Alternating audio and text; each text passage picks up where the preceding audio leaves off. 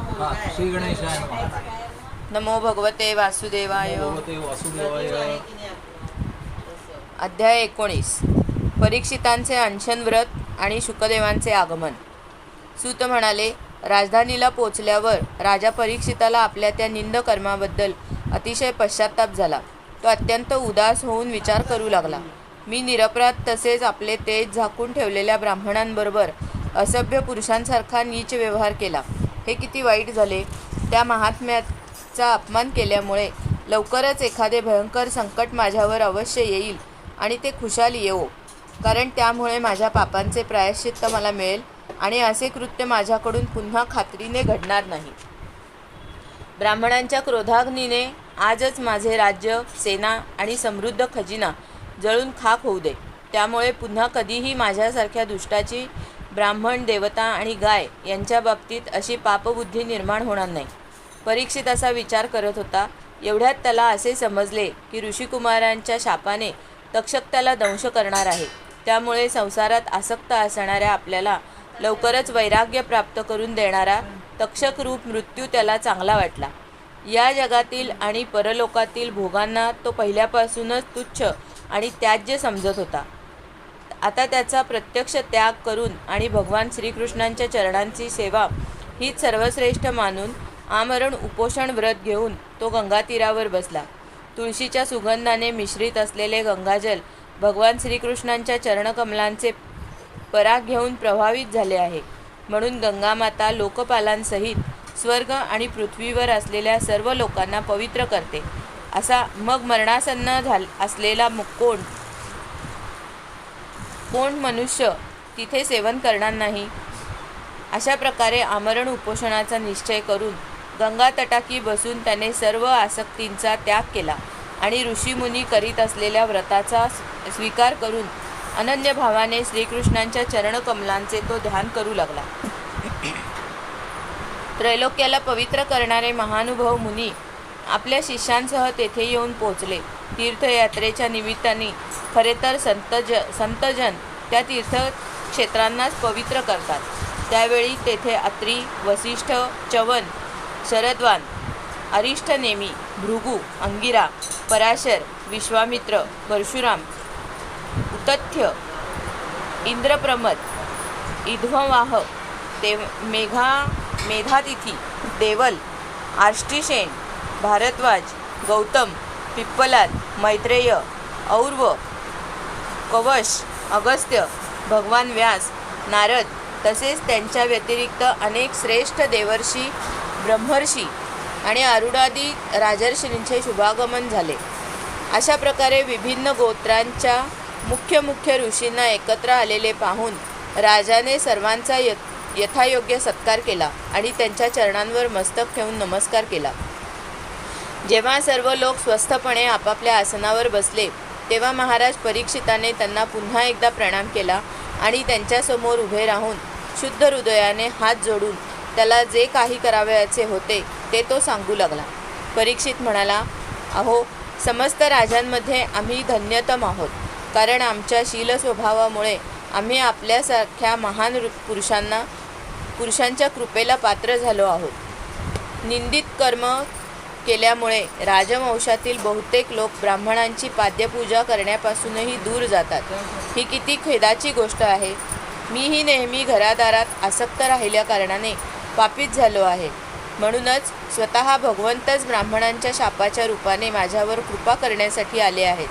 हा शाप वैराग्य उत्पन्न करणारा आहे, कारण अशा प्रकारच्या शापाने संसारात आसक्त झालेला पुरुष भयभीत झाल्यामुळे विरक्त होतो. ब्राह्मण हो, मी माझे चित्त भगवंतचरणी समर्पित केले आहे. आपण आणि गंगामाता शरण आलेल्या माझ्यावर अनुग्रह करा. ब्राह्मण कुमाराच्या शापाने प्रेरित दुसरा कोणीही कपटाने तक्षकाचे रूप घेऊन किंवा स्वतः तक्षक येऊन दंश करू दे, मला त्याची पर्वा नाही. आपण भगवंतांच्या रसमय लीलांचे गायन करा. आपणा ब्राह्मणांच्या चरणांना प्रणाम करून मी पुन्हा आपणास हीच प्रार्थना करतो की कर्मवश ज्या ज्या योनीत मला जन्म घ्यावा लागेल त्या त्या योनीत भगवान श्रीकृष्णांच्या चरणांवर माझी प्रीती असावी आणि त्यांच्या चरणाश्रित महात्म्यांचा संग घडावा. तसेच सर्व प्राणीमात्रांची मैत्री असावी. आपण मला असा आशीर्वाद द्या. महाराज परीक्षित मोठा धैर्यवान होता. तो दृढ निश्चय करून गंगेच्या दक्षिण तीरावर पूर्वाभिमुख कुशाग्र असलेल्या आसनावर उत्तरेकडे तोंड करून बसला. त्याने राज्यकारभार आपला पुत्र जनमेजयावर सोपवला होता. पृथ्वीवरील एकछत्री अंमल असणारा सम्राट परीक्षित याप्रमाणे जेव्हा आमरण उपोषणाचा निश्चय करून बसला, तेव्हा आकाशातून देवसमुदाय आनंदाने त्याची प्रशंसा करीत पृथ्वीवर फुलांचा वर्षाव करू लागले आणि वारंवार नगारे वाजवू लागले. तेथे असलेल्या महर्षींनी परीक्षिताच्या निश्चयाची प्रशंसा केली आणि उत्तम उत्तम म्हणून त्यांना अनुमोदन दिले. ऋषींचा स्वभाव आणि शक्ती लोकांवर कृपा करण्यासाठी असते. त्यांनी परीक्षिताच्या उत्तम कीर्तिमान अशा गुणांना अनुरूप असे उद्गार काढले. हे राजर्षी शिरोमणी, श्रीकृष्णांचे अनुयायी असणाऱ्या आपणा पांडववंशीयांना ही काही आश्चर्याची गोष्ट नाही. कारण आपण सर्वांनी भगवंतांचे सान्निध्य प्राप्त करण्याच्या आकांक्षेने ज्या सिंहासनाची सेवा करण्यासाठी राजे आपापले मुकुट तेथे टेकतात, अशा राजसिंहासनाचा एक क्षणात त्याग केलात. जोपर्यंत हा भगवंताचा परमभक्त परीक्षित आपले नश्वर शरीर सोडून मायेचा दोष आणि शोक यांनी रहित अशा भगवतमाला जात नाही, तोपर्यंत आम्ही सर्वजण येथेच राहू. ऋषींचे हे फारच मधुर, गंभीर, सत्य आणि समत्व भावाने युक्त असे वचन ऐकून राजा परीक्षिताने त्या योगी मुनींचे अभिनंदन केले आणि भगवंतांचे मनोहर चरित्र ऐकण्याच्या इच्छेने त्यांना प्रार्थना केली. हे महात्म्यांनो, आपण सर्व ठिकाणाहून येथे आलात. सत्यलोकात राहणाऱ्या मूर्तिमान वेदांच्या समान आपण आहात. आपल्या नैसर्गिक स्वभावानुसार दुसऱ्यावर अनुग्रह करणे याखेरीज या लोकात अगर परलोकात आपला अन्य कोणताच स्वार्थ नाही. हे विप्रांनो, आपणावर पूर्ण विश्वास ठेवून स्वतःच्या कर्तव्यासंबंधी विचारण्यायोग्य प्रश्न मी आपणास विचारतो. आपण सर्व विद्वानांनी आपापसात विचारविनिमय करून सांगावे की सर्वांच्यासाठी सर्व अवस्थांमध्ये आणि विशेष करून थोड्याच वेळात मरण पावणाऱ्या पुरुषांनी करण्यायोग्य विशुद्ध कर्म कोणते? पृथ्वीवर स्वेच्छेने संचार करणारे, कोणापासून कोणचीच अपेक्षा न करणारे व्यासपुत्र भगवान शुकदेव त्यावेळी तेथे प्रगट झाले. त्यांच्या अंगावर वर्ण किंवा आश्रमाचे कोणतेही बाह्य चिन्ह नव्हते. ते आत्मानुभूतीमुळे संतुष्ट होते. लहान मुले त्यांच्या भोवती होती. त्यांचा वेश अवधूताचा होता. त्यांचे वय वर्ष 16. पाय, हात, मांड्या, बाहू, खांदे, गाल आणि इतर सर्व अवयव अत्यंत सुकुमार होते. नेत्र विशाल आणि मनोहर होते. नाक काहीसे उभार, कान सुडौल, सुंदर भुवया या सर्वांमुळे चेहरा अत्यंत शोभायमान दिसत होता. गळा तर जणू सुंदर शंखच होता. खांद्याची हाडे लपलेली, छाती रुंद आणि भरदार, भोवऱ्यामुळे खोल नाभी आणि पोट 3 वळ्यांनी युक्त असे सुंदर, लांब हात, मुखावर कुरळे केस विखुरलेले अशा प्रकारचे दिगंबर वेशात एखाद्या श्रेष्ठ देवाप्रमाणे ते तेजस्वी दिसत होते. सावळा वर्ण, चित्ताकर्षक तारुण्य, अंगकांती आणि मधुर स्मित यामुळे ते स्त्रियांना मनोहर वाटणारे होते.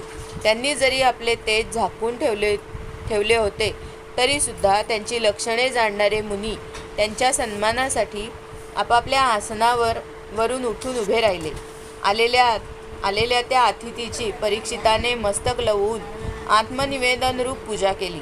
त्यांचे खरे स्वरूप न जाणणाऱ्या स्त्रिया आणि मुले तेथून निघून गेले. सर्वांनी केलेल्या स्वागताने सन्मानित झालेले श्री शुकदेव श्रेष्ठ आसनावर विराजमान झाले. ग्रह, नक्षत्रे आणि ताऱ्यांनी वेढलेल्या चंद्राप्रमाणे ब्रह्मर्षी, देवर्षी आणि राजर्षी यांच्या समूहात महात्म्यांनाही आदरणीय श्री शुकदेव अत्यंत शोभिवंत दिसत होते. जेव्हा अत्यंत बुद्धिमान श्री शुकदेव शांतपणे बसले होते, तेव्हा भगवंतांचे भक्त परीक्षित त्यांच्याजवळ आले आणि त्यांनी चरणांवर डोके टेकवून नमस्कार केला. पुन्हा उठून उभे राहून हात जोडून नमस्कार केला आणि मधुर वाणीने त्यांना विचारले, ब्रह्मस्वरूप भगवन, आम्ही अपराधी क्षत्रिय असूनही आज सत्संगाचे अधिकारी ठरलो म्हणून आम्ही खरोखरच भाग्यवान आहोत. अतिथी रूपाने येऊन कृपेने आपण आम्हाला तीर्थाप्रमाणे पवित्र केले. आपल्यासारख्या महात्म्यांच्या केवळ स्मरणानेच गृहस्थ लोकांचे घर ताबडतोब पवित्र होते, तर मग दर्शन, स्पर्श, पाद्यपूजा आणि आसनावर बसणे अशी संधी मिळाल्यावर त्या घराचे भाग्य काय वर्णावे. हे योगीवर, ज्याप्रमाणे भगवान विष्णूंच्या समोर दैत्य थांबत नाहीत, त्याप्रमाणे आपल्या सान्निध्यात मोठमोठी सुद्धा पापे ताबडतोब नाहीशी होतात. पांडवांचे सुहृद भगवान श्रीकृष्ण निश्चितच माझ्यावर अत्यंत प्रसन्न आहेत, म्हणून त्यांनी आपल्या आतेभावाच्या प्रसन्नतेसाठी त्यांच्याच कुळात उत्पन्न झालेल्या माझ्याशी आपलेपणाचा व्यवहार केला. भगवान श्रीकृष्णांची कृपा झाली नसती तर आपल्यासारख्या एकांत वनवासात राहणाऱ्या अव्यक्त गती परमसिद्ध पुरुषांनी स्वतः येऊन मृत्यूच्या वेळी माझ्यासारख्या सामान्य माणसाला कसे दर्शन दिले असते. आपण योग्यांचेही परमगुरू आहात, म्हणून मी आपणास आसन्न मरण माणसाने काय केले असता त्याला मोक्ष मिळेल हे विचारित आहे. हे भगवान, त्याचप्रमाणे आपण हेही सांगा की मनुष्यांनी काय ऐकावे, कोणता जप करावा, कोणते कर्म करावे, कोणाचे स्मरण आणि कोणाचे भजन करावे, तसेच कशाचा त्याग करावा. हे मुनिवर, आपण गायींची धार काढण्यास जेवढा वेळ लागतो तितका सुद्धा वेळ गृहस्थांच्या घरी थांबत नाही. सूत म्हणाले, जेव्हा राजाने मोठ्या मधुरवाणीने अशा प्रकारे संभाषण केले आणि प्रश्न विचारले, तेव्हा सर्व धर्माचे मर्म जाणणारे व्यासपुत्र भगवान श्री शुकदेव त्यांची उत्तरे देऊ लागले. अध्याय 19 समाप्त. हरे नमः.